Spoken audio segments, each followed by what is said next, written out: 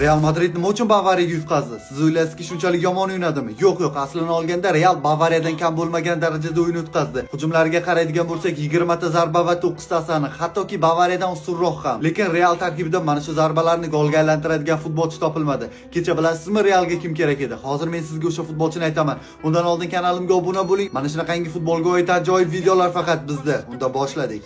Oldinlari Real Madrid tarkibida Ronaldo degan bezori bo'lardi. U doimo Bavariyaga qarshi o'yinlarda Noyer bechoraga kun bermasdi. Manuelga eng ko'p gol urgan, Noyerning buyuk hikoyalariga yarim yo'lda nuqta qo'yadigan, har safar Nevesni tushiga kirib chiqadigan yovuz personaj ham aynan Cristiano edi. Mana oradan yillar o'tdi. Cristiano Madrid maskanini tark etdi. Noyer esa hali hamon o'sha libosda yana bir bor Realga qarshi maydonga tushdi va yillar davomida Ronaldodan qolib ketgan intiqomini kecha butun Realdan yolg'iz o'zi oldi. Real Madrid Bavariyaga qarshi g'alaba qozonishiga yagona to'sqinlik qilgan omil aynan Noyer bo'ldi. Butun o'yin davomida 9 ta seyf, ana gol deyilgan hollarda ham to'pni olib chiqdi. Hatto gol o'tkazilgan holatda ham oxirigacha kurashib to'pni qaytarishga bir vaqtga qolgandi. O'yin yakunida King of the Match'ni oldi. Uchrashuvning qiroli va mutlaqo u haqli edi. Endi javob uchrashuvida Real murabbiyi o'z yigitlarini qanday tayyorlaydi? Mbappe Viniciuslardan Ronaldoni yasaydimi yoki bir kunga Cristiano'ni ijaraga oladimi bilmaymiz. Lekin bu Noyerga qarshi nimadir o'ylab topmasa, Manuel bir paytlar o'zida bo'lgan taqdirni Realning peshonasiga bitishi mumkin.